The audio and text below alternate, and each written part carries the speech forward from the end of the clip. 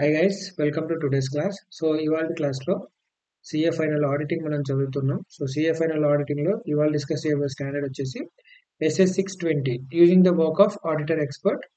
So SS600 అయిపోయింది, other auditor 610 అయిపోయింది, internal auditor. So 620 ఇవాళ ఆడిటర్ ఎక్స్పర్ట్ స్టాండర్డ్ గురించి మనం చదువుతాము. సో ఈ హ్యాండ్ రిటన్ నోట్స్ యొక్క పీడిఎఫ్ మీకు కావాలంటే టెలిగ్రామ్ ఛానల్లో జాయిన్ అవ్వండి. లింక్ వచ్చేసి డిస్క్రిప్షన్ లోను మెన్షన్ చేస్తాను, కామెంట్ సెక్షన్ లో కూడా మెన్షన్ చేస్తాను. అలాగే ఈ వీడియో మీకు నచ్చినట్టయితే లైక్ చేయండి. అలాగే మీ ఫ్రెండ్స్ ఎవరైనా ప్రిపేర్ అవుతున్న వాళ్ళైతే వాళ్ళకు కూడా షేర్ చేయండి. So that they can subscribe. So మాకు కూడా కొంచెం మోటివేటింగ్ గా ఉంటుంది మోర్ అండ్ మోర్ వీడియోస్ చేయడానికి. సో స్టాండర్డ్ లోకి వెళ్ళిపోతే డైరెక్ట్ గా మనం ఆల్రెడీ ఇంకో స్టాండర్డ్ చదివామండి, SA500 అని చెప్పేసి. అందులో మనం డిస్కస్ చేసింది మేనేజ్మెంట్ ఎక్స్పర్ట్ గురించి. ఇక్కడ మనం డిస్కస్ చేస్తుంది ఆడిటర్ ఎక్స్పర్ట్ గురించి. But expert is expert. అసలు ఎక్స్పర్ట్ అంటే ఏంది అనేది నేను మీకు ఆ స్టాండర్డ్ లో కూడా చెప్పాను, ఈ స్టాండర్డ్ లో కూడా చెప్తున్నాను. ఫస్ట్ ఆఫ్ ఆల్, ఎక్స్పర్ట్ అంటే అకౌంటింగ్ ఎక్స్పర్ట్ కానీ ఆడిటింగ్ ఎక్స్పర్ట్ కానీ కాదు. ఎందుకు అంటే నువ్వే ఒక సిఏవి, నువ్వే ఒక అకౌంటింగ్ అండ్ ఆడిటింగ్ ఎక్స్పర్ట్వి. సో నువ్వే ఒక ఎక్స్పర్ట్ అయ్యి ఉండి కూడా ఇదే ఫీల్డ్ లో ఇంకో ఎక్స్పర్ట్ హెల్ప్ ను తీసుకోవద్దు. సో మరి ఎలాంటి వాటిలో తీసుకోవచ్చు అనేది మనం ఇక్కడ చదువుతాము. ఇక్కడ ఎలాంటి వాటిలో మనం ఒక ఎక్స్పర్ట్ యొక్క హెల్ప్ తీసుకోవచ్చు ఒక ఆడిటర్ గా అనేది మనం చదువుతాం ఈ స్టాండర్డ్ లో. బట్ అసలు ఏం హెల్ప్ తీసుకుంటామో వాళ్ళ వర్క్ చూస్ చేసుకొని మనం ఏం సాధించాలనుకుంటున్నాం సార్, ఫర్ వాట్ పర్పస్ మనం వాళ్ళ వర్క్ ని యూజ్ చేస్తున్నాం అంటే the only thing is to upline sufficient and appropriate audit evidence. ఎందుకు ఈ sufficient and appropriate audit evidence వస్తే నువ్వు కొన్ని కంక్లూజన్స్ అరైవ్ అవుతావు. కంక్లూజన్ అరైవ్ అయితే నీకు ఒక ఒపీనియన్ వస్తుంది. ఆ ఒపీనియన్ నువ్వు నీ రిపోర్ట్ లో మెన్షన్ చేస్తావు. సో మనం ఇప్పటిదాకా ఏ స్టాండర్డ్ చదువుతుందైనా కానీ ఈ రిపోర్ట్ లో మెన్షన్ చేయడానికి ఒక ఒపీనియన్ ఫామ్ అవ్వడం కోసం, సో ఆ కంక్లూజన్ ఎవిడెన్స్ ఆ ఫ్లో ఏదైతే నేను మీకు లాస్ట్ స్టాండర్డ్ లో కూడా మీకు చెప్పాను, ఇదే ఫ్లో. దీంట్లో ఈ పర్టికులర్ పర్పస్ కోసం మనం వేరే ఎక్స్పర్ట్ యొక్క వర్క్ ని మనం యూజ్ చేసుకోవచ్చు. అండ్ అలానే ఆ ఎక్స్పర్ట్ వచ్చేసి ఈ ఆడిటర్ యొక్క ఇంటర్నల్ ఎక్స్పర్ట్ అయినా అయి ఉండొచ్చు, ఎక్స్టర్నల్ ఎక్స్పర్ట్ అయినా అయి ఉండొచ్చు. అంటే వాళ్ళ దగ్గరే ఒక స్టాండర్డ్ గా ఒక పర్సన్ ని పెట్టుకోవచ్చండి. ఒక ఎక్స్పర్ట్ ని హైర్ చేసేసుకొని మేము చేసే ప్రతి ఆడిట్ లోను ఒక పర్టికులర్ విషయంలో మీరు మాకు హెల్ప్ చేయాల్సి ఉంటుంది అని చెప్పేసి ఒకటే ఆడిటర్ ని పెట్టుకోవచ్చండి. ఒకటే ఎక్స్పర్ట్ ని కూడా పెట్టుకోవచ్చు వాళ్ళు కావాలంటే. సో బట్ ఇది మనకి ఎంసీక్యూ పాయింట్ అవుతుంది. ఈ ఒక ఎక్స్పర్ట్ వర్క్ ని మీరు యూజ్ చేయడం వల్ల ఒక ఆడిటర్ గా మన రెస్పాన్సిబిలిటీ ఏదైతే ఉంటుందో, ఇప్పుడు మనం ఒక ఒపీనియన్ ఎక్స్ప్రెస్ చేస్తాం, అది అన్మాడిఫైడ్ కావచ్చు, క్వాలిఫైడ్ మాడిఫైడ్ కావచ్చు, అందులో అడ్వర్స్ కావచ్చు, క్వాలిఫైడ్ కావచ్చు, డిస్క్లైమర్ కావచ్చు. సో ఈ ఏ ఒపీనియన్ అయితే మీరు ఎక్స్ప్రెస్ చేయబోతున్నారో ఆ ఒపీనియన్ మీద కంప్లీట్ రెస్పాన్సిబిలిటీ ఆడిటర్దే అవుతుంది. ఎక్స్పర్ట్ వరకు వాడాను, వాడు చెప్పిన దాన్ని బట్టేసి నేను నా ఒపీనియన్ చెప్పానని మీరు చెప్పడానికి ఉండదు. మీరు అతని హెల్ప్ తీసుకోవచ్చు కానీ ఈ రెస్పాన్సిబిలిటీ మటుకు మీదే ఉంటుంది. సో మీ రెస్పాన్సిబిలిటీ ఎటువంటి తగ్గడం అనేది జరగదు. సో మీ టీం చేసే వర్క్ కి మీరే రెస్పాన్సిబుల్ అవుతారు. లాస్ట్ స్టాండర్డ్ లో కూడా మనం ఇదే పాయింట్ డిస్కస్ చేశాము. దాని తర్వాత వచ్చేసి ఎలాంటి వర్క్స్ మనం యూజ్ చేయొచ్చు సార్, మరి అకౌంటింగ్ కాదన్నారు, ఆడిటింగ్ కాదన్నారు, మరి ఎలాంటి వాటికి యూజ్ చేయొచ్చు అంటే ఫస్ట్ థింగ్ వచ్చేసి ఒక 3 పాయింట్స్ మనకు ఎగ్జాంపుల్స్ ఇచ్చారు కదా, 3 పాయింట్స్ లో వాల్యుయేషన్ మీద 3 పాయింట్స్ ఉన్నాయి. సో ఏ వాల్యుయేషన్స్ లో మనం ఒక ఎక్స్పర్ట్ వర్క్ ని యూజ్ చేయొచ్చు అంటే, ఒకటి complex financial instruments. So derivatives ఏవైతే ఉంటాయో ఆ డెరివేటివ్స్ వాల్యూ ఎట్లా ఉంది, దాని పరిస్థితి ఏంటి, దాని ఫెయిర్ వాల్యూ ఎంత, ఇలాంటివి క్యాలిక్యులేట్ చేస్తూ ఉంటాం కదా. ఇలాంటి కాంప్లెక్స్ థింగ్స్ ఏవైనా ఉంటే వాటిట్లో మీరు ఒక ఎక్స్పర్ట్ తీసుకోవచ్చు. ఒక స్టాక్ బ్రోకర్ హెల్ప్ తీసుకోవచ్చు, లేదంటే ఒక మర్చెంట్ బ్యాంకర్ ఎవరైతే ఉంటే వాళ్ళ హెల్ప్ తీసుకోవచ్చు అనమాట. సో అలానే land and building, plant and machinery, jewellery, తర్వాత ఏమన్నా అసెట్స్ లేదంటే యాంటిక్స్. ఇప్పుడు మన మ్యూజియం లో ఉంటాయి కదా కొన్ని, ఇవి చాలా పురాతనమైనవండి. సో దీని వాల్యూ వేరే ఉంటుంది అని చెప్పేసి మనం స్వామి రారా మూవీలో చూసాము. అందులో ఉన్న ఒక చిన్న వినాయకుడి బొమ్మ కావచ్చు, దాని వర్త్ ఎంతో ఉంటుంది. సో అలాంటి వాటివి ఏమన్నా ఎంటిటీ దగ్గర మేబీ అలాంటి వస్తువులు కొన్ని ఉండొచ్చు. ఆ ఎంటిటీ వచ్చేసి వాటిని అసెట్స్ లో చూపించే దగ్గర మేబీ ఒక 100 కోట్లు అని చూపించుండొచ్చు. మరి అది 100 కోట్లు ఉంటుందా కాదా అనే విషయం నీకెలా తెలుస్తుందండి? మీరు ఆ ఫీల్డ్ లో కాదు కదా. మీరు ఒక ఆర్కిటెక్చర్ స్పెషలిస్ట్ ని పిలిపించేసి వాళ్ళ మ్యూజియం లో ఆ పురావస్తు శాఖలు ఆర్కియాలజిస్టులు వాళ్ళని పిలిపిస్తే మేబీ వాళ్ళు చెప్తారు దాని వాల్యూ ఎంత ఏంటి అని టెస్ట్ చేసి. సో అలాంటి వాటిని వాల్యూ చేయడంలో మనం ఒక ఎక్స్పర్ట్ యొక్క హెల్ప్ తీసుకోవచ్చు. ఇంకా వాల్యుయేషన్స్ లో environmental liability or site cleanup cost ఏవైతే ఉంటాయో అలాంటి వాటిలో కూడా మనం ఒక ఎక్స్పర్ట్ హెల్ప్ తీసుకోవచ్చు. మరి ఈ సైట్ క్లీనప్ కాస్ట్ అంటే ఏంది అని అంటే, ఫర్ ఎగ్జాంపుల్ మనం ఒక న్యూక్లియర్ ప్లాంట్ ఏదన్నా సెటప్ చేసి ఉండొచ్చు, లేదంటే ఏదన్నా ఒక ఆయిల్ రిజర్వ్స్ ఏమన్నా ఉండొచ్చు. అలాంటి వాటిని మనం ఇప్పుడు రిలయన్స్ వాళ్ళు ఆయిల్ తవ్వుకుంటూ ఉంటారు. సో, గవర్నమెంట్ దగ్గర నుంచి ఒక ఆయిల్ ఏదైతే ఉంటుందో అక్కడ తవ్వుకోవడం కోసం ఇక్కడ పర్మిషన్ తీసుకుంటారు. సో, ఇక్కడ ఏదైతే ఆయిల్ ఉందో ఆయిల్ మొత్తం వాళ్ళు తవ్వుకొని దాంతో బిజినెస్ చేసుకుంటారు. బట్ ఇక్కడున్న ఆయిల్ మొత్తం ఎంప్టీ అయిపోయిన తర్వాత ఈ సైట్‌ని ఇలానే వదిలేసి వెళ్ళకూడదు. ఈ న్యూక్లియర్ ప్లాంట్‌లో కూడా దాని లైఫ్ అయిపోయిన తర్వాత అలానే వదిలేసి వెళ్ళకూడదు. దాన్ని మనం మళ్ళీ క్లీన్ చేసేసి ప్రాపర్‌గా రీస్టోర్ చేసి వెళ్ళాల్సుంటుంది. ఎన్విరాన్మెంట్ సో థట్ దాన్ని మళ్ళీ రీప్లెనిష్ చేసి మళ్ళీ మనకు యూజ్ చేసుకోవడానికి అవకాశం ప్రొవైడ్ చేస్తుంది. అలాంటి కాస్ట్‌లు ఏవైతే ఉంటాయో అవి ఈ రోజే మనం చెప్పలేము. ఈ రోజు ఒక కాస్ట్ ఉండొచ్చు. మొత్తం ఈ ఆయిల్ రిజర్వ్స్ అన్నీ అయిపోయేటానికి టయానికి కొత్త టెక్నాలజీ ఏదన్నా రావచ్చు. లేదంటే ఎంత ఖర్చవుతుందనేది మనం ఎగ్జాక్ట్‌గా ఏ మేనేజ్‌మెంట్ ఎక్స్‌పెక్ట్ చేయలేరండి. సో, అలాంటి వాటిని వాల్యూ చేయడానికి సెపరేట్‌గా కోర్స్ చేసుంటారు. సో, అలాంటి వాటిట్లో మనం తీసుకోవచ్చు. అలాగే యాక్చువల్ వాల్యుయేషన్స్. యాక్చువల్ వాల్యుయేషన్స్ ఎక్కడ చేస్తాము? ఇన్స్యూరెన్స్‌లో చేస్తాము. ఎంప్లాయీ బెనిఫిట్‌లో చేస్తాము.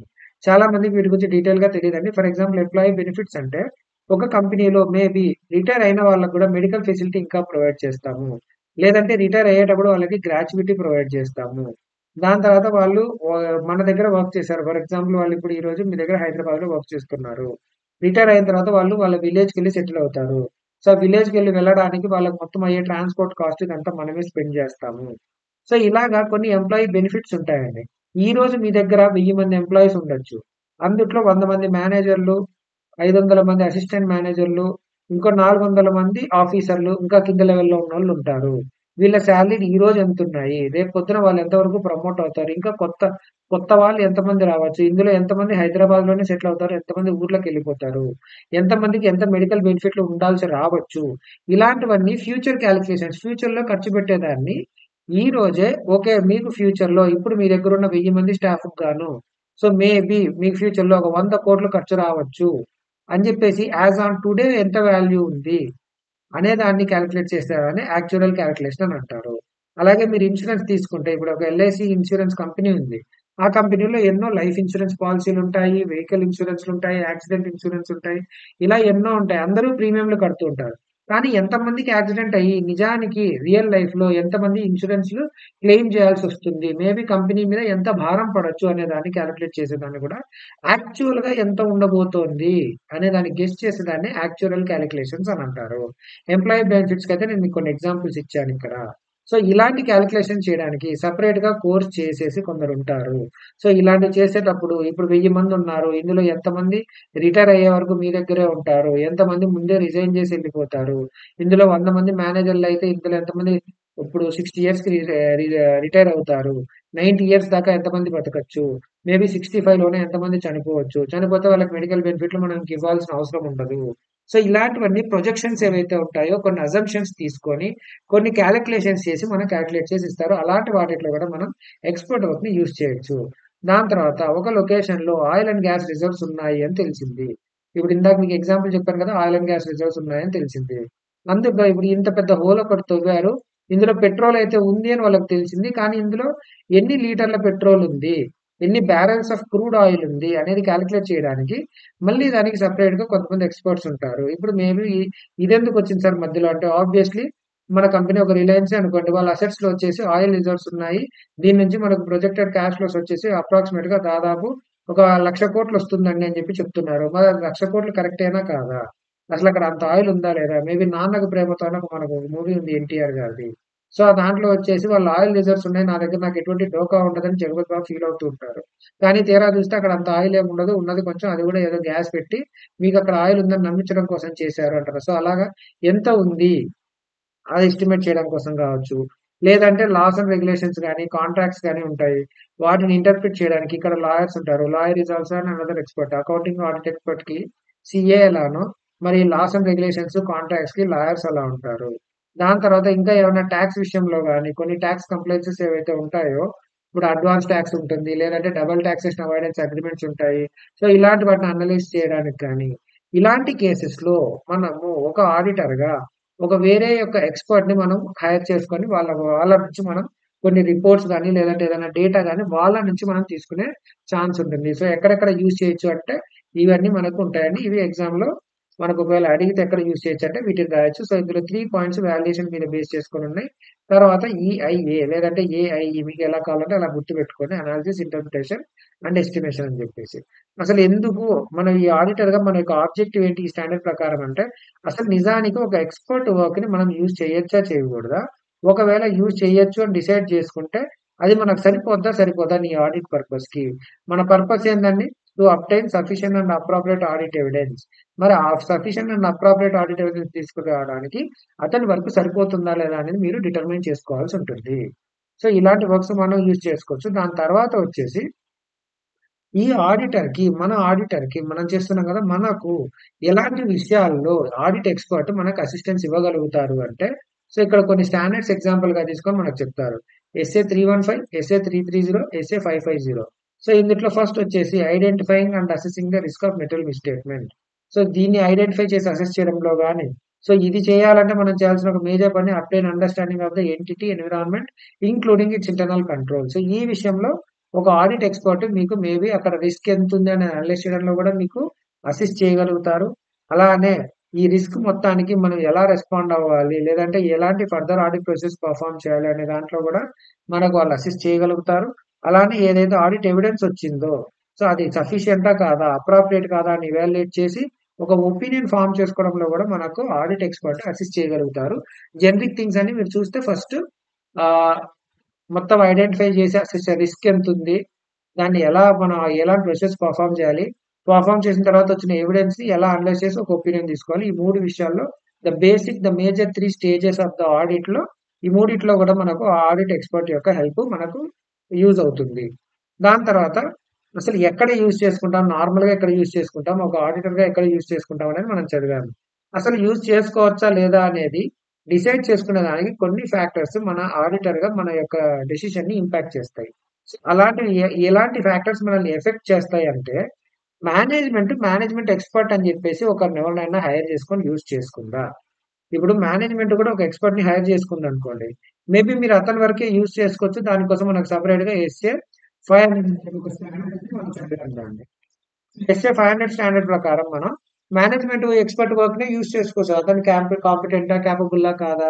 అతని మీద మీకెంత నమ్మకం ఉంది? అతను ఎంతవరకు ఆబ్జెక్టివిటీతో ఉన్నారు? ఇండిపెండెంట్‌గా ఎంతవరకు వర్క్ చేశారు? ఇలాంటివన్నీ చూసి మీరు అతని వరకే యూజ్ చేసుకోవచ్చు కాబట్టి, మీరు హైర్ చేసుకోవాల్సిన అవసరం ఉండకపోవచ్చు. లేదు అంటే, ఏ వర్క్ మీదైతే ఈ ఎక్స్‌పర్ట్‌ని హైర్ చేసుకుంటున్నారో మీరు, దాని నేచర్ ఏంటి? అది ఎంత సిగ్నిఫికెంటో, అది ఎంత కాంప్లెక్స్. అది ఎక్కువ సెన్సిటివ్ నేచర్ ఉన్నది, ఎక్కువ సిగ్నిఫికెంట్ ఉన్నది, ఎక్కువ కాంప్లెక్స్ ఉన్నదనుకో, yes you have to use a expert. దాని తర్వాత రిస్క్ ఎంతుంది? రిస్క్ లో ఉన్నప్పుడు అంత అవసరం లేదు. ఒకవేళ హై రిస్క్ థింగ్స్ ఉన్నప్పుడు మీరు ఒక ఎక్స్‌పర్ట్‌ని యూజ్ చేయాలి. ఎందుకంటే అక్కడ తప్పు జరగడానికి అవకాశం ఎక్కువుంది. మీకేమో అంత నాలెడ్జ్ లేదు. అలాంటప్పుడు మీరు ఒక ఎక్స్‌పర్ట్ వర్క్‌ని తీసుకోండి అని చెప్తాడు. మీరు కరెక్ట్‌గా గమనించినట్టయితే ఎస్ఏ 610 చదివేటప్పుడు మనము ఇంటర్నల్ ఆడిటర్ గురించి చదివేటప్పుడు ఒకవేళ రిస్క్ ఆఫ్ మెటీరియల్ మిస్‌స్టేట్‌మెంట్ ఏదైతే అసెస్ చేసామో అది హై ఉంటే మీరు ఇంటర్నల్ ఆడిటర్‌ని యూజ్ చేయొద్దు అని చెప్పి మనం చెప్పాము. ఎందుకంటే అక్కడ హై ఉంది. నీ ఓన్‌గా నువ్వు పెర్ఫార్మ్ చేసి ఎవిడెన్స్ గ్యాదర్ చేసుకో అని చెప్పాం. ఇక్కడ హై ఉంటే ఎక్స్‌పర్ట్‌ని యూజ్ చేయండి అని చెప్తాం. ఎందుకంటే ఇక్కడ హై ఉంది. నీకంటూ ఒక నాలెడ్జ్ లేదు కాబట్టి నువ్వు అతని హెల్ప్ తీసుకో అని చెప్తున్నాము. అలానే ఎక్స్‌పర్ట్ యొక్క ప్రీవియస్ వర్క్ ఏదైతే ఉందో నీకు అతని గురించి ఏదన్నా అతనితో నీకు అంతకు ముందే వర్క్ చేసిన ఎక్స్‌పీరియన్స్ ఏదన్నా ఉందా? లేదంటే అతని గురించి నీకెంత నాలెడ్జ్ ఉంది? అతని కేపబిలిటీ మీద ఇలాంటివి చూడొచ్చు. దాని తర్వాత ఎలాంటి ప్రొసీజర్స్ ఆయన పెర్ఫార్మ్ చేస్తారు? లేదంటే అసలు ఆల్టర్‌నేట్ సోర్స్ ఆఫ్ ఎవిడెన్స్ ఉందా? లేదా? ఇవన్నీ కూడా మనకు దాదాపు చూస్తే ఎస్ఏ 500లో సిమిలర్ థింగ్సే ఉన్నాయండి. సో, ఆ ప్రకారం ఒకవేళ ఆల్టర్‌నేట్ సోర్స్ ఆఫ్ ఎవిడెన్స్ ఉంటే ఆల్టర్‌నేటే చూసుకో. వేరే వాడి వరకు నువ్వెందుకు నమ్మాలి? ఇప్పుడు నువ్వు పెర్ఫార్మ్ చేస్తే నీకొక రకంగా వచ్చే అవకాశం ఉంది. అలా కాకుండా పెర్ఫార్మ్ చేస్తే నీకే వచ్చే అవకాశం ఉన్నప్పుడు, నువ్వే పెర్ఫార్మ్ చేసి నువ్వే ఎవిడెన్స్ గ్యాదర్ చేసుకో గదా! వేరే వాళ్ళ మీద వాళ్ళనెందుకు నమ్మాలి? పొరపాటున ఎక్స్‌పర్ట్ తేడా పర్సన్ అయిపోయి ఆయన కరెక్ట్‌గా వర్క్ చేయకపోతే, లాస్ట్‌కి నువ్వు ఎక్స్‌ప్రెస్ చేసే ఒపీనియన్‌కి నీకే గదా బొక్కబడేది. సో, మరి అలాంటప్పుడు నువ్వు వాళ్ళనెందుకు నమ్ముతావు? ఆల్టర్‌నేట్ సోర్సెస్ ఉన్నప్పుడు ఆబ్వియస్‌లీ నువ్వు వాళ్ళని నమ్మొద్దు. నీ ఓన్‌గా నువ్వు చేసుకో. అంత కాంప్లెక్స్ ప్రొసీజర్స్ కాకపోతే నువ్వు సొంతంగా పెర్ఫార్మ్ జేసుకో. నీకు అతనితో పెద్దగా ప్రీవియస్‌గా ఎక్స్‌పీరియన్స్ లేదనుకో అతను ఎలా వర్క్ చేస్తాడని వీలైతే అవాయిడ్ చెయ్యి. అతని మీద నీకు నమ్మకం ఉంటేనే అతని వర్క్ యూజ్ చేసుకో. రిస్క్ ఎక్కువ లేదన్నప్పుడు ఇంకొకరి మీద రిలై అవ్వద్దు. దాని తర్వాత నేచర్, సిగ్నిఫికెంట్ ఎంత కాంప్లెక్సిటీ ఉంది అనే దాన్ని బట్టి మీరు డెసిషన్ తీసుకోండి. సో, ఇలాంటి దీనికొచ్చేటప్పుడు మేనేజ్మెంట్ ఎక్స్పర్ట్ విషయంలో కూడా ఒకవేళ మేనేజ్మెంట్ ఎక్స్పర్ట్ యూజ్ చేస్తుంటే మనం చూడాల్సిన ఫ్యాక్టర్స్ ఏంటివి అంటే the nature significant and objectivity of management expert work. అతను ఏం వర్క్ చేశారు, ఇక్కడ చేసేది కూడా అదే. నేచర్ ఏంటి, సిగ్నిఫికెన్స్ ఏంటి, ఆబ్జెక్టివిటీ ఏంటి, ఇది ఇక్కడ చదివాం కదా. ఇక్కడ ఎన్ఎస్సి వచ్చింది కాంప్లెక్సిటీ. ఇక్కడ మేనేజ్మెంట్ ఎక్స్పర్ట్ కాబట్టి మరి ఇండిపెండెంట్ ఉన్నాడా లేదా చూడాలి కాబట్టి ఆబ్జెక్టివిటీ వస్తుంది. దాని తర్వాత ఒకవేళ అతను మేబీ మేనేజ్మెంట్ కి ఎంప్లాయీగా వర్క్ చేస్తున్నాడా, సో ఇండిపెండెన్స్ కాంప్రమైజ్ అయ్యే అవకాశం ఉంది. లేదంటే వేరే ఏమన్నా సర్వీసెస్ కూడా ప్రొవైడ్ చేస్తున్నాడా, ఇంకా అతనికి చాలా చాలా కాంటాక్ట్స్ ఉంటాయి మేనేజ్మెంట్ తో, మేబీ వద్దు అని చెప్పేసి డెసిషన్ తీసుకోవచ్చు. అతనికి చాలా సంబంధాలు ఉన్నాయి, వాళ్ళ మీద ఇతనికి చాలా ఇన్కమ్ వస్తుంది. సో మనకు ఫేవరబుల్ గా అతను వర్క్ చేయొచ్చు, చేయకపోవచ్చు. తర్వాత మేనేజ్మెంట్ అతని వర్క్ ని ఎంత కంట్రోల్ చేస్తుంది, ఎంత ఇన్ఫ్లుయెన్స్ చేస్తుంది, అతని పని అతను సక్రమంగా చేసుకొని ఇస్తుందా లేదా, అతని కెపాసిటీ ఏంటి, క్యాపబిలిటీ ఏంటి, సిసిఓ అని చదివాం, కెపాసిటీ, కాంపిటెన్స్ అండ్ ఆబ్జెక్టివిటీ. దాని తర్వాత అతనికి ఏమైనా ప్రొఫెషనల్ స్టాండర్డ్స్ ఉన్నాయా లేదా, అతని టెక్నికల్ పర్ఫార్మెన్స్ కి ప్రొఫెషనల్ కి ఏమైనా స్టాండర్డ్స్ ఉన్నాయా, వాటి ప్రకారం అతను పని చేశాడా లేదా. సో ఇవన్నీ మనం ఎస్ఏ 500 లో చూసామండి. అదే ఒకసారి ఇక్కడ రిపీట్ అయింది. మేనేజ్మెంట్ వర్క్ చేస్తుంటే కూడా వీటన్నిటిని ఇవాల్యుయేట్ చేయండి. మేనేజ్మెంట్ హైర్ చేసుకొని అతని సిగ్నిఫికెంట్ ఉంది, అతను ఆబ్జెక్టివ్ తో ఉన్నాడు, అతని మీద పెద్దగా మేనేజ్మెంట్ ఇన్ఫ్లుయెన్స్ ఏం లేదు, అతను కూడా కేపబుల్ పర్సనే, అతను కూడా స్టాండర్డ్స్ ప్రకారం వర్క్ చేశాడు అంటే yes you can use his work. దాని తర్వాత ఎలాంటి ప్రొసీజర్స్ యూజ్ చేయాలి. ఇప్పుడు ఒకవేళ ఆడిట్ ఎక్స్పర్ట్ వర్క్ ని ఒక ఆడిటర్ గా మనం యూజ్ చేస్తే అప్పుడు ఎలాంటి ప్రొసీజర్స్ యూజ్ చేయాలి, the nature, timing and extent of procedures ఎలా ఉంటాయి అనేది కూడా మీరు అలాంటి అతనితో ఎటువంటి నేచర్ ఆఫ్ వర్క్ మీరు యూజ్ చేసుకున్నారు, అది సిగ్నిఫికెంటా కాదా, కాంప్లెక్సా కాదా, రిస్క్ ఎంత ఉంది, దాని తర్వాత ఎక్స్పర్ట్ యొక్క వర్క్ యొక్క సిగ్నిఫికెన్స్ ఎంత ఉంది ఆ వర్క్ లో, ఆ మీరు చేస్తున్న ఆడిట్ లో ఎంత వరకు సిగ్నిఫికెంట్ అతని వర్క్, తర్వాత అతనితో మీకు ఎంత నాలెడ్జ్ ఉంది, అతని గురించి మీకు ఎంత ఎక్స్పీరియన్స్ ఉంది, దాని తర్వాత అతనికి కూడా quality control policies and procedures ఏమన్నా ఉన్నాయా లేదా, ఇలాంటివన్నీ ఉండేదాన్ని బట్టి ఒకవేళ ఇవన్నీ పాజిటివ్ గా ఉన్నాయి, అంత సిగ్నిఫికెంట్ వర్క్ కాదు అంటే తక్కువ పర్ఫామ్ చేస్తాము, ఒకవేళ సిగ్నిఫికెంట్ అయితే హై ప్రొసీజర్ పర్ఫామ్ చేస్తాము. తర్వాత మీకు అతని గురించి ఆల్రెడీ తెలుసు అనుకోండి, ఓకే అతను నిజాయితీ కూడా మీకు తెలిస్తే మీరు అతన్ని నమ్మి లో ప్రొసీజర్స్ పర్ఫామ్ చేస్తారు, లేదంటే చాలా హై ప్రొసీజర్ పర్ఫామ్ చేస్తారు. అతనికి కూడా క్వాలిటీ కంట్రోల్ ఉంది అంటే ఓకే అతను కూడా క్వాలిటీ కంట్రోల్ స్టాండర్డ్స్ ప్రకారమే వర్క్ చేశాడు కాబట్టి మనం నమ్మొచ్చు అని చెప్పేసి మీరు పైపైన చూసుకొని వెళ్ళిపోతారు. అవన్నీ లేకపోతే ఎక్కువ డెప్త్ గా వెళ్ళి హై ప్రొసీజర్స్ పర్ఫామ్ చేస్తారు. సో వీటన్నిటిని మీరు కన్సిడర్ చేసుకొని మన ప్రొసీజర్స్ ఎలా ఉంటాయి, వాటి నేచర్ ఎలా ఉండాలి, ఏ టైంలో చేయాలి, ఎంత డెప్త్ గా చేయాలనేది డిసైడ్ చేసుకోండి ఒక ఆడిటర్ గా అని చెప్పి ఈ స్టాండర్డ్ మనకు చెప్తుంది. సో ఈ ఫ్యాక్టర్స్ ని బట్టి మనం డిసైడ్ చేస్తాం అసలు వాడాలా వద్దా అని చెప్పేసి. దాని తర్వాత ఎస్ ఒకవేళ వాడాలి అని డిసైడ్ అయితే you evaluate the competence, capability and objectivity of the article expert, just like you have evaluated the competence, capability and objectivity of management expert. మీకు అతనితో పర్సనల్ ఎక్స్పీరియన్స్ ఉందా, లేదంటే వెళ్ళి డిస్కస్ చేయండి. అతను కూడా ఏదన్నా ప్రొఫెషనల్ బాడీలో మెంబర్ గా ఉన్నాడా, లేదంటే అతను ఏమన్నా బుక్స్ కానీ డాక్యుమెంట్స్ కానీ పబ్లిష్ చేశాడా అతని ఫీల్డ్ ఆఫ్ వర్క్ లో.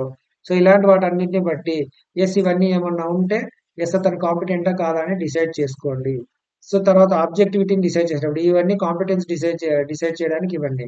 ఆబ్జెక్టివిటీ డిసైడ్ చేసేది ఎలా ఎవాల్యుయేట్ చేస్తారు అంటే ఫస్ట్ ఎంటిటీని అడగండి ఒకసారి. అసలు మీకు తెలిసి మీతో అతనికి ఏమైనా ఫినాన్షియల్ గా కానీ, పర్సనల్ గా కానీ, బిజినెస్ పరంగా కానీ, లేదంటే వేరే ఏదైనా సర్వీసెస్ కానీ, ఇలాంటి ఏమైనా రిలేషన్షిప్స్ కానీ, ఇంట్రెస్ట్లు కానీ మీకు ఆ ఎక్స్పర్ట్ కి మధ్యలో ఉన్నాయా. ఇది ఎప్పుడు అంటే మీ ఇంటర్నల్ ఎక్స్పర్ట్ అయితే అవసరం లేదండి. మీరే ఒక ఎక్స్పర్ట్ ని బయట నుంచి హైర్ చేసుకుంటే అప్పుడు మీరు హైర్ చేసుకునే అతనితో వీళ్ళ ఎంటిటీకి మీరు కాంటాక్ట్ అయిన ఎక్స్టర్నల్ ఎక్స్పర్ట్ కి లావాదేవీలు ఏమన్నా ఉన్నాయా అని ఒకసారి కనుక్కోండి మేనేజ్మెంట్ తోటి. దాని తర్వాత ఎంటిటీని అడగండి, అలాగే ఈ ఎక్స్పర్ట్ ని కూడా అడగండి ఒకసారి. మీకేం సేఫ్ గార్డ్స్ ఉన్నాయి, మీరు పనిచేస్తున్న దాని ప్రకారం కూడా మీకు వాళ్ళకి ఇండిపెండెన్స్ ఉండాలి అని ఉందా లేదా. ఇప్పుడు ఒక ఆడిటర్ గా మీరు ఉన్నారు, సో మీరు ఒక ఒపీనియన్ ఎక్స్ప్రెస్ చేయాలి కాబట్టి మీ ఒపీనియన్ బట్టి ఎంతో మంది యూజర్స్ ఉన్నారు కాబట్టి మీరు ఇండిపెండెన్స్ మెయింటైన్ చేయాలి. ఇప్పుడు ఒక లాయర్ ఉన్నాడు అనుకోండి, ఒక లాయర్ ఉన్నాడు, ఆ లాయర్ వచ్చేసి ఈ ఎంటిటీలో వర్క్ చేస్తున్న సిఎండికి అతను రిలేటివ్ అనుకోండి మేబీ. సో వీళ్ళిద్దరు సిఎండి అయినంత మాత్రం, వీళ్ళిద్దరు రిలేటివ్ అయినంత మాత్రం ఇతన్ని హైర్ చేసుకోకూడదు అని అన్న రూల్ ఉందా. లేదు కదా. ఆయన లాయరే, రెప్యూటెడ్ లాయరే, ప్లస్ మనకు తెలిసినోడు, ఆయన అయితే మన కేసు బాగా వాదిస్తాడని ఇన్ఫాక్ట్ ఎవరైతే తెలుసో వాళ్ళనే హైర్ చేసుకుంటారు.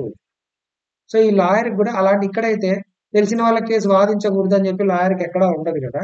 సో అలానే అతని ప్రొఫెషనల్ రిక్వైర్మెంట్స్ ప్రకారం ఏమైనా సేఫ్ గార్డ్స్ ఉన్నాయా లేదా, మరి ఏవైతే ఉన్నాయో ఈ థ్రెట్ టు ఆబ్జెక్టివిటీ ఏదైతే ఉందో వాటిని తగ్గించే లెవెల్‌లో ఉన్నాయా లేదా ఆ ప్రొఫెషనల్ సేఫ్ గార్డ్స్ అనేది ఒకసారి మీరు ఎక్స్‌పర్ట్ తోటి మాట్లాడి చూడండి. ఒకవేళ అతనితో మాట్లాడిన తర్వాత కూడా మీకు డౌట్ వస్తుంది అనిపిస్తే ఒకసారి రిటర్న్‌లో కూడా తీసుకోండి. ఇలాంటివి యాస్ ఆన్ టుడే అయితే నాకు మీరు ఏ ఎంటిటీ గురించి అయితే మీరు నా హెల్ప్ కోసం వచ్చారో, ఆ ఎంటిటీతో నాకు ఎటువంటి financial, personal, other services, business relationship లేదు. ఒకవేళ ఫ్యూచర్‌లో ఏమన్నా వచ్చినా, నా యొక్క వృత్తి పరంగా నేను కొన్ని ఇలాంటివి యాక్సెప్ట్ చేయకూడదని నా వృత్తి కూడా నాకు చెప్తుంది. సో, అలాంటివేమన్నా ఉంటే నేను మీకు ఇన్ఫార్మ్ చేస్తాను. ఇలాగ రిటర్న్‌లో వాళ్ళతోటి రిప్రజెంటేషన్స్ తీసుకోండి. So, that's how you evaluate the objectivity of the expert. So, competence evaluate చేసాము, కేపబిలిటీ ఇవాల్యుయేట్ చేసాము, ఆబ్జెక్టివిటీ కూడా ఇవాల్యుయేట్ చేసాము. దాని తర్వాత ఇంక మనం ఓకే. నేను నీతో ఏ వర్క్ కోసం యూజ్ చేసుకోవాలనేది ఇక్కడ డిసైడ్ చేసుకున్నాము. Maybe okay. ఒక వాల్యుయేషన్ వర్క్ కోసం నిన్ను యూజ్ చేసుకున్నాం అని డిసైడ్ చేసుకున్నాము. దాని తర్వాత ఆడిట్‌లో నువ్వు నాకు మొత్తం ఈ ప్రొసీజర్ పర్ఫార్మ్ దగ్గర వర్క్ చేయనన్నాము. దాని తర్వాత మేనేజ్మెంట్‌కి ఎక్స్‌పర్ట్ హైర్ చేసుకుందా లేదా ఎలాంటి మ్యాటర్ అన్నీ డిసైడ్ చేసుకున్నాము. అన్నీ డిసైడ్ చేసుకొని వాళ్ళ కేపబిలిటీ ఉందా, కాంపిటెన్స్ ఉందా, ఆబ్జెక్టివ్ ఉందా ఎవాల్యుయేట్ చేసాము. అన్నీ చేసి finally we have arrived at a decision yes we are going to use the work of an audit expert అని చెప్పేసి మనం డిసైడ్ చేసుకున్నాము. డిసైడ్ చేసుకున్న తర్వాత ఒక ఇంటర్నల్ ఆడిటర్ విషయంలో కూడా మనం ఇందాక లాస్ట్ స్టాండర్డ్‌లో చదివినప్పుడు అతనికి ఎంత ఇండిపెండెన్స్ ఉంది, ఎంత ఆబ్జెక్టివిటీ ఉంది, అతను కూడా ప్రొఫెషనలా కాదా, ఎలా వర్క్ చేశాడు అనేది మొత్తం డిసైడ్ చేసుకొని ఆ ఫ్యాక్టర్స్ అన్ని చూసుకొని yes we are going to use his work అన్న తర్వాత ఫస్ట్ థింగ్ మనం చేసిన పని ఏంటంటే రైటింగ్‌లో ఒక అగ్రీమెంట్‌లోకి ఎంటర్ అయ్యాము. 2 పర్సన్స్ తోటి. ఇక్కడైతే ఎంటిటీ ఒకరితో ఎందుకంటే ఎంటిటీలోనే వర్క్ చేస్తున్న ఇంటర్నల్ ఆడిటర్ కూడా అయ్యుండొచ్చు కాబట్టి, సెకండ్ ఆడిటర్‌తో కూడా ఎంటర్ అయ్యాము. అలాగే ఇక్కడ కూడా మీరు ఏ అయితే ఎక్స్‌పర్ట్‌ని యూజ్ చేస్తున్నారో అతనితో ఒక రైటింగ్‌లో ఒక అగ్రీమెంట్‌లోకి ఎంటర్ అవ్వండి. దాని తర్వాత ఇఫ్ పాసిబుల్ చాలా డీటెయిల్డ్‌గా మెయింటైన్ చేయండి ఆ రైటింగ్ అగ్రీమెంట్ అనేది.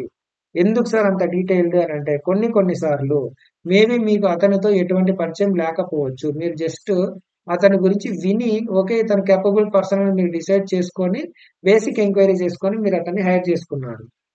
దాని తర్వాత ఒకవేళ అతను కరెక్ట్ పర్సన్ కాదు అని మీకు తెలిస్తే మరి ఎలాంటి చర్యలు తీసుకోబోతున్నాము? ఏంది? మీరు మా కోసం చేయాల్సిన వర్క్ ఏంది? మీ రెస్పాన్సిబిలిటీ ఏంది? మా రెస్పాన్సిబిలిటీ ఏంది? అనేది క్లియర్ కట్‌గా రాసి పెట్టుకుంటే రేపు పొద్దున ఇద్దరికీ మంచిది కాబట్టి, అతనితో మీకు ప్రీవియస్‌గా ఎటువంటి ఎక్స్‌పీరియన్స్ లేకపోతే డీటెయిల్డ్‌గా రాసుకోండి. తర్వాత మీరు చేసే వర్క్‌లో ఎటువంటి సెన్సిటివ్ ఇన్ఫర్మేషన్ ఏదన్నా ఉంటే, సో, ఆ ఇన్ఫర్మేషన్ యూజ్ చేసుకొని అతను కొన్ని ప్రొసీజర్ పెర్ఫార్మ్ చేసి రావడమో, లేదంటే కొన్ని వాల్యుయేషన్ ఇవ్వడమో అలాంటివి ఏవైతే ఉంటాయి కదా! సో, ఇలాంటి సెన్సిటివ్ ఇన్ఫర్మేషన్ ఉన్నప్పుడు మీరు దయచేసి మాకు క్లియర్ కట్‌గా రాసుకోండి. ఈ ఇన్ఫర్మేషన్ బయటికి వెళ్ళకూడదు. ఒక ప్రొఫెషనల్ స్టేటస్‌లో నేను మిమ్మల్ని హైర్ చేసుకున్నాను. మీరు ఒక ప్రొఫెషనల్ గానే బిహేవ్ చేయండి అని చెప్పి క్లియర్ కట్‌గా రాసుకోండి. ఒకవేళ హైలీ కాంప్లెక్స్ ఉందనుకో, దీంట్లో ఎవరి రోల్స్ అండ్ రెస్పాన్సిబిలిటీస్ ఎంత? ఎటువంటి అసంప్షన్స్ తీసుకోవాల్సిన అవసరం ఉంటుంది. దీంట్లో ఎంతవరకు మీ రెస్పాన్సిబిలిటీ ఎంతవరకన్నా లిమిటెడ్ అయ్యుంటుందా? సో, ఇలాంటి కాంప్లెక్స్‌గా ఉన్నప్పుడు గాని, లేదంటే ఎక్కువ సిగ్నిఫికెంట్‌గా ఉన్నప్పుడు గాని, ఆ రోల్స్ అండ్ రెస్పాన్సిబిలిటీ రెగ్యులర్‌గా ఉండే వాటికంటే చాలా డిఫరెంట్‌గా ఉండే అవకాశం ఉంది అన్నప్పుడు గాని, లేదంటే లీగల్ అండ్ రెగ్యులేటరీ రిక్వైర్మెంట్స్ ఏవైతే ఉన్నాయో, అవి ఒకటి కంటే ఎక్కువ చాలా కాంప్లెక్స్‌గా మల్టీ జ్యూరిస్డిక్షన్‌లో చాలా అప్లై అవుతూ ఉన్నప్పుడు, ఇలాంటి కేసెస్‌లో మీరెంత డీటెయిల్డ్‌గా మెయింటైన్ చేస్తే అగ్రీమెంట్ అంత మీకు మంచిది. కాంప్లెక్స్‌గా ఉంది. క్లియర్‌గా ఉండండి. రోల్స్ ఏవి చాలా తేడాగా ఉన్నాయి. క్లియర్‌గా ఉండండి. మీకు ముందే ఎక్స్‌పీరియన్స్ లేదు. డిస్క్ ఎందుకు డీటెయిల్డ్‌గా రాసుకోండి. సెన్సిటివ్ ఇన్ఫర్మేషన్ ఉంది. డీటెయిల్డ్‌గా మెయింటైన్ చేయండి. సో, ఇలాంటి కేసెస్‌లో డీటెయిల్డ్ అగ్రీమెంట్ మెయింటైన్ చేయండి అని చెప్పేసి మనకి స్టాండర్డ్ గైడ్ చేస్తుంది. మరి ఈ రైటింగ్‌లో రాస్తున్నప్పుడు ఏమేం రైటింగ్‌లో ఉండాలి?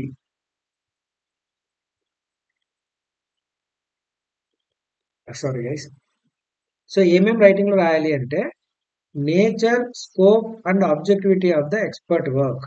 సో, ఎలాంటి వర్క్స్ వాడుతున్నాము, ఏంటి అనేది క్లియర్ కట్‌గా రాసుకోండి. ఇక్కడ కూడా రోల్స్ అండ్ రెస్పాన్సిబిలిటీస్ అన్నా కదా! నీ రోల్ ఏంటి? నా రోల్ ఏంటి? నీ రెస్పాన్సిబిలిటీ అంటే నీ రెస్పాన్సిబిలిటీ ఏంటి? నా రెస్పాన్సిబిలిటీ ఏంటి? అనేది క్లియర్ కట్‌గా రాసుకోండి. దాని తర్వాత కమ్యూనికేషన్ గురించి కూడా క్లియర్‌గా రాసుకోండి. ఎలాంటివైతే కమ్యూనికేట్ చేయాలి? ఎంత తొందరగా కమ్యూనికేట్ చేయాలి? కొన్ని వెంటనే కమ్యూనికేట్ చేయాల్సుంటుంది. కొన్ని వీక్లీ కమ్యూనికేట్ చేయాల్సుంటుంది. దాని తర్వాత ఎంత డీప్‌గా కమ్యూనికేట్ చేయాలి? ప్రతి విషయాన్ని పూసగుచ్చినట్టు చెప్పాలా? లేదంటే పైన పైన చెప్తే చాలా? అన్నీ పూసగుచ్చినట్టు వద్దు. కొన్ని పైన పైన చెప్పు. ఇలాంటి ఇంపార్టెంట్‌వైతే డీటెయిల్డ్‌గా చెప్పు. సో, ఎలాంటి కమ్యూనికేషన్ ఉండాలి అనేది క్లియర్ కట్‌గా రాసుకోండి. ఎలా ఉండాలి? ఏ ఫార్మాట్‌లో ఉండాలి? అనేది కూడా క్లియర్ కట్‌గా ముందే రిటర్న్‌లోనే అగ్రీమెంట్ చేసుకోండి. దాని తర్వాత కాన్ఫిడెన్షియాలిటీ ఇక్కడ మాట్లాడుకున్నాం కదా! సెన్సిటివ్ ఇన్ఫో ఏదన్నా ఉంటే, సో కాన్ఫిడెన్షియాలిటీ గురించి కూడా క్లియర్ కట్ గా రాసుకోండి.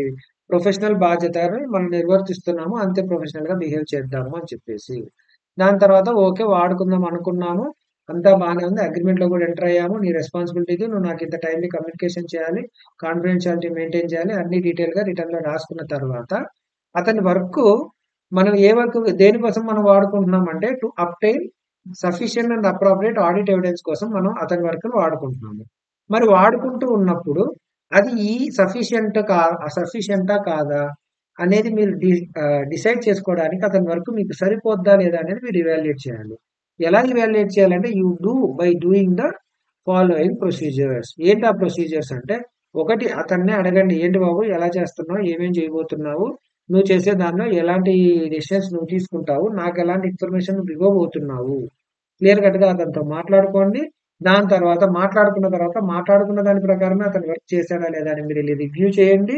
రివ్యూ చేసిన తర్వాత కూడా ఓకే అంతా బానే ఉంది, మనం మాట్లాడుకోమని నేను ఇలా చేయమన్నాను, ఓకే అలానే చేస్తా అన్నాడు, చేశాడా లేదా అని నేను రివ్యూ చేశాను, ఎస్ పర్ఫెక్ట్ గానే చేశాడు అని అన్న తర్వాత కూడా ఈ రివ్యూ చేసే విధానంలో కూడా మీరు అతని వర్క్ ను ఒకసారి అబ్జర్వ్ చేయండి.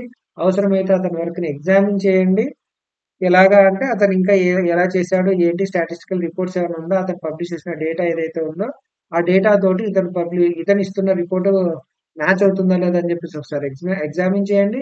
దాని తర్వాత ఇంకా థర్డ్ పార్టీస్ ఎవరైనా వాళ్ళ నుంచి కన్ఫర్మేషన్, ఇంకా మీ అనలిటికల్ ప్రొసీజర్స్, లేదంటే కొన్ని చిన్న చిన్న క్యాలిక్యులేషన్స్ మీరు చేయగలిగేటివి అవసరమైతే మీరే ఇంకొకసారి క్యాలిక్యులేట్ చేసి, నేను క్యాలిక్యులేట్ చేస్తే ఎక్స్ అని చెప్పి ఒక ఫిగర్ వచ్చింది, అతను క్యాలిక్యులేట్ చేస్తే వై అని వచ్చింది, రెండు తేడా ఉంది అంటే ఇతని వర్క్ మనం నమ్మడానికి వీలు లేదు. లేదు నాకు ఎక్సే వచ్చింది, అతనికి ఎక్సే వచ్చింది, సో ఇతని వర్క్ నమ్మొచ్చు. సో అలాగా మీరే కొన్ని పర్ఫామ్ చేసి కూడా అతని వర్క్ కరెక్ట్ గానే ఉందా లేదా అనేది చూడండి అని చెప్పి చెప్తున్నారు. దాని తర్వాత ఒకవేళ మీకు ఎక్స్ వచ్చింది, అతనికి వై వచ్చింది అన్నప్పుడు మీరేం చేస్తారు అంటే, మరి ఏంటి అలాంటి తేడాలు ఉన్నప్పుడు ఇంకొక ఎక్స్పర్ట్ తోటి డిస్కస్ చేయండి. ఏంటి మరి నాకు వై వచ్చింది, నేనేమన్నా తప్పు చేశానా, లేకపోతే అతనే తప్పు చేశాడా అని ఇంకొక ఎక్స్‌పర్ట్‌తో డబుల్ ఒపీనియన్ తీసుకోండి. ఒక డాక్టర్ తేడాగా చెప్తున్నాడా మనకు అర్థమైనప్పుడు ఇంకో సెకండ్ ఒపీనియన్ తీసుకుంటాం కదా! అలాగే ఇంకో ఎక్స్‌పర్ట్ దగ్గరికెళ్ళి నాకిలా తేడా వచ్చినాయి, ఎక్స్‌పర్ట్ ఏమో ఇలా వచ్చినాయి, నాకేమో వేరే ఎవిడెన్స్ ఇలా వచ్చింది, ఏంటి అని చెప్పి అతనితో ఒకసారి మాట్లాడండి. దాని తర్వాత ఈ ఎక్స్‌పర్ట్ తోటి ఏదైతే రిపోర్ట్ వచ్చిందో, ఆ రిపోర్ట్ గురించి మేనేజ్‌మెంట్‌తో కూడా ఒకసారి మాట్లాడండి. నేను ఇలాగ ఒక ఎక్స్‌పర్ట్ వర్క్‌ని యూజ్ చేసుకున్నాను సార్. ఈ ఆడిట్ చేసే క్రమంలో ఆయన ఈ రిపోర్ట్ ఇచ్చారు.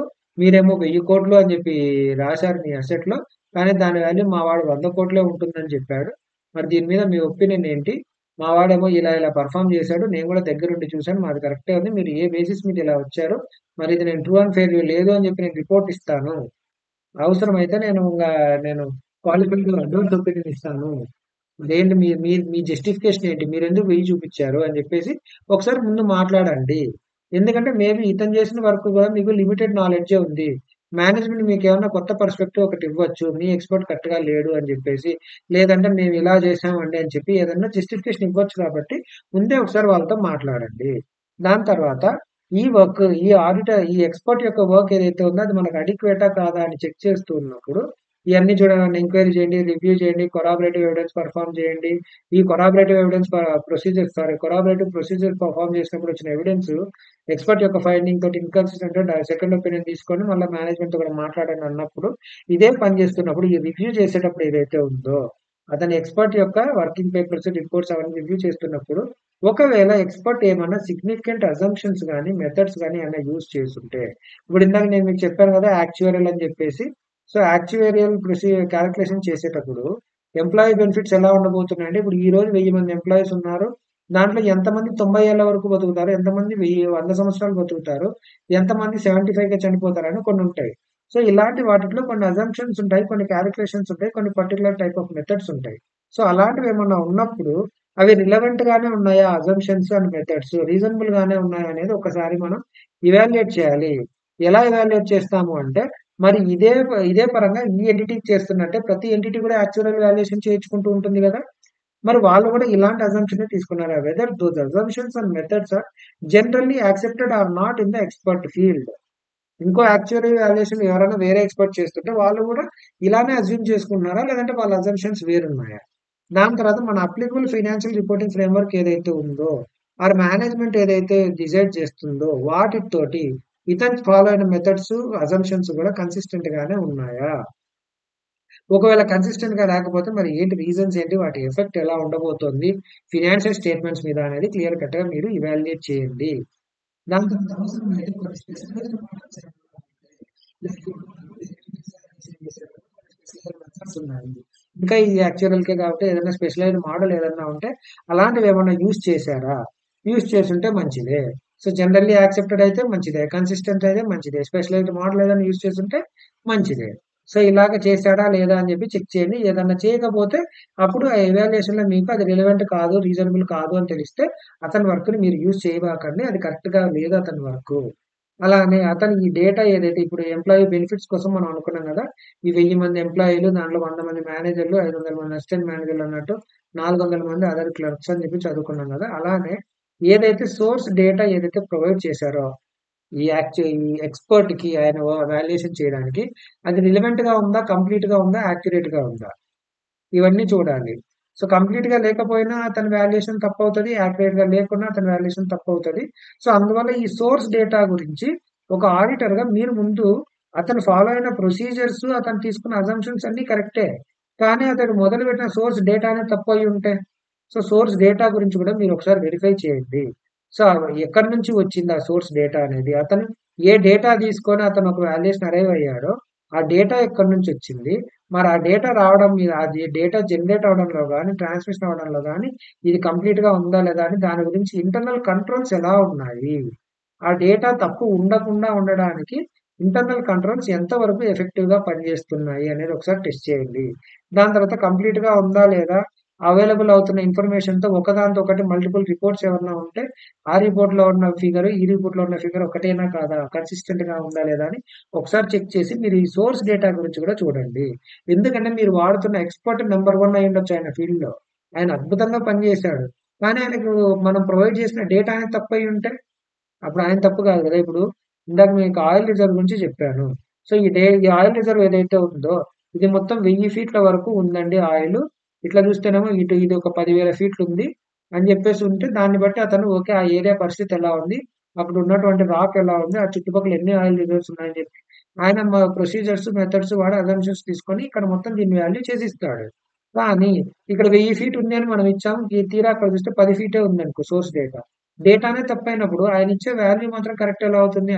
ఆయన పని ఆయన సక్రమంగానే చేసినా కూడా మీరు సోర్స్ డేటా తప్పివ్వడం వల్ల ఆయన ఆయన వ ఇచ్చిన ఎండ్ రిజల్ట్ ఏదైతే ఉందో అది మీరు ఎవిడెన్స్‌గా యూజ్ చేసుకోవడానికి కరెక్ట్ ఉండదు. సో, సోర్స్ డేటా గురించి ఒకసారి మీరొక కన్నేసి ఉంచండి దాని మీద. ఒకవేళ సోర్స్ డేటా లేకపోవడం వల్ల గాని, లేదంటే అజంప్షన్స్ వల్ల గాని, లేదంటే ఆయననే మీరనుకున్నంత తోపు క్యాండిడేట్ అవ్వకపోవడం వల్ల గాని మీకొకవేళ ఆయన వర్క్ సరిపోదు అని అనిపిస్తే, వెళ్లి ఆయనతో మాట్లాడండి. ఏమని మాట్లాడాలి? సార్ ఇది సరిపోదు. మీరింకా చాలా మీ పద్ధతి మార్చుకొని డీటెయిల్‌గా మీరు అనలైజ్ చేసి మాకు క్లారిటీ ఇవ్వండి. మీరిలా పైన పైన ఇస్తే మేము మీ వర్క్‌ని బేస్ చేసుకొని మేము ఒపీనియన్ ఎలా అరైవ్ అవుతామని చెప్పి అతనితో మాట్లాడండి. మాట్లాడిన తర్వాత గూడా అతను పాజిటివ్‌గా పలుకుతాడో, నెగెటివ్‌గా పలుకుతాడో ఒక్కసారి డౌట్ వచ్చిన తర్వాత ఇట్ ఈస్ ఆల్‌వేస్ బెటర్ మీరు మీ ఫర్దర్ ఆడిట్ ప్రొసీజర్స్ ఏవైతే ఉన్నాయో, మీ ప్రకారం మీకు చేతనైన కాడికి మీ ఓన్‌గానే ఆ పని ఫినిష్ చేయడానికి ట్రై చేసుకోండి. ఆ ప్రకారంగా మీ ఓన్ ఎవిడెన్స్ మీరు గ్యాదర్ చేసుకోండి అని చెప్పి ఈ స్టాండర్డ్ మనల్ని గైడ్ చేస్తుంది. దాని తర్వాత ఒకవేళ వాడకున్నా సారీ ఇక్కడ వచ్చేసి ఓన్లీ వాడితే ఈ కేస్‌లో వాడితే ఎలాగ వాడాలి? అతనికి సరిపోతుందా లేదా అని ఇప్పటిదాకా మనం చదివాము. ఒకవేళ మీరు అతని వర్క్‌ని వాడారు అనుకోండి. ఆడిట్ రిపోర్ట్‌లో దాని గురించి మనం ఏమైనా మెన్షన్ చేయాల్సి ఉంటుందా అంటే, ఒకవేళ మీ ఒపీనియన్ అన్‌మాడిఫైడ్ ఒపీనియన్ ఉన్నప్పుడు అతని వర్క్ గురించి మీరు రిఫర్ చేయాల్సిన పని లేదండి. అంతా బానే ఉంది. ట్రూ అండ్ ఫెయిర్ వ్యూ ఉంది అని మీరు ఇస్తున్నప్పుడు, అంతా బానే ఉన్నప్పుడు మళ్ళీ నేను ఇది చేశాను, అది చేశాను అని చెప్పేసి ఎక్స్‌పర్ట్‌ని వాడుకున్నానని ఇంకా వంకలు చూపియాల్సిన అవసరం లేదు. మీరంతా బావుంది అని చెప్తున్నారు అంటే బావుందని యూజర్స్ నమ్ముతారు కాబట్టి ఎక్స్‌పర్ట్ గురించి మీరెక్కడ రెఫర్ చేయాల్సిన అవసరం లేదు. అన్‌లెస్ ఏదన్నా ఒక లా గాని, రెగ్యులేషన్ గాని ట్రాన్స్‌పరెన్సీ మెయింటైన్ చేయడం కోసం మీరు ఇలా వేరే వాళ్ళ వర్క్ యూజ్ చేశారని చెప్తే తప్ప అన్‌మాడిఫైడ్ ఒపీనియన్ కేస్‌లో మీరు ఆ ఎక్స్‌పర్ట్‌ని యూజ్ చేసుకున్నట్టు గాని, ఏ వర్క్ కోసం యూజ్ చేస్తున్నారు గాని డీటెయిల్‌గా చెప్పాల్సిన పని లేదు. కానీ ఒకవేళ మీరు మాడిఫైడ్ ఒపీనియన్ ఇస్తే be it qualified or be it adverse or be it a disclaimer. So, ఒకవేళ మాడిఫైడ్ ఒపీనియన్ ఇస్తే, ఈ ఒపీనియన్ ఎందుకిచ్చాము అనే దానికి ఒకవేళ చెప్పాల్సిన అవసరం వచ్చిందనుకోండి. నేను అడ్వర్స్ ఒపీనియన్ ఇచ్చాను. ఎందుకంటే మా ఎక్స్‌పర్ట్ వచ్చేసి మీ దగ్గర ఉన్న ఆయిల్ రిజర్వ్ వాల్యూ 100 కోట్లు అని ఇచ్చాడు. మీరేమో దాన్ని 1000 కోట్లు అని చూపించారు. So true and fair view లేదు. మేము మేనేజ్మెంట్‌తో మాట్లాడినా గాని వాళ్ళు మార్చక కుదరదన్నారు. సో మా ఒపీనియన్ ప్రకారం ఇది కరెక్ట్ కాదు అనిపించినప్పుడు, ఓకే. అడ్వర్స్ ఒపీనియన్ ఎందుకు ఇచ్చాడు అనేది అర్థం అవ్వడం కోసం అవసరమైతే, అక్కడ మీరు ఈ ఎక్స్‌పర్ట్ యొక్క వర్క్‌ని రెఫర్ చేయండి. But at the same time ఇక్కడ రెఫర్ చేసినప్పుడు ఇప్పుడు ఒక లా రెగ్యులేషన్ వల్ల ట్రాన్స్‌పరెన్సీ కోసం మీరు ఎక్స్‌పర్ట్ వర్క్‌ని రెఫర్ చేసినా, మీ ఒపీనియన్ మోడిఫై చేయడం వల్ల ఎందుకు మోడిఫై చేశామని ఎక్స్‌ప్లెయిన్ చేసే క్రమంలో ఆయన వర్క్ రెఫర్ చేసినా, ఎలా రెఫర్ చేసినా సరే, మీ రెస్పాన్సిబిలిటీ అయితే తగ్గదు అని క్లియర్ కట్‌గా రాయండి. రె మీరు ఎక్స్‌పర్ట్ యొక్క వర్క్‌ని రెఫర్ చేసిన రీజన్ ఏదైనా కావచ్చు. రెఫర్ చేసినప్పుడు నేను ఎక్స్‌పర్ట్ చెప్పాడు కాబట్టి నేను అడ్వర్స్ ఒపీనియన్ ఇచ్చాను అంటున్నా కూడా, అడ్వర్స్ ఒపీనియన్ ఇవ్వడానికి కారణం ఇచ్చింది మీరు కాబట్టి, మీ బాధ్యతలో ఎటువంటి డిస్కౌంట్ ఆఫర్ మీకుండదు. You are only 100% responsible for your opinion. So ఇది ఈ స్టాండర్డ్ గురించి. సో డీటెయిల్‌గా రిపోర్ట్‌లో ఎలా మెన్షన్ చేయాలి, అతని వర్క్ సరిపోతుందా లేదా అనేది మీరు ఎలా డిసైడ్ చేయాలో చూసాము. దాని తర్వాత అతనితో అగ్రీమెంట్‌లో ఏమేమి రాసుకోవాలి చూసాము.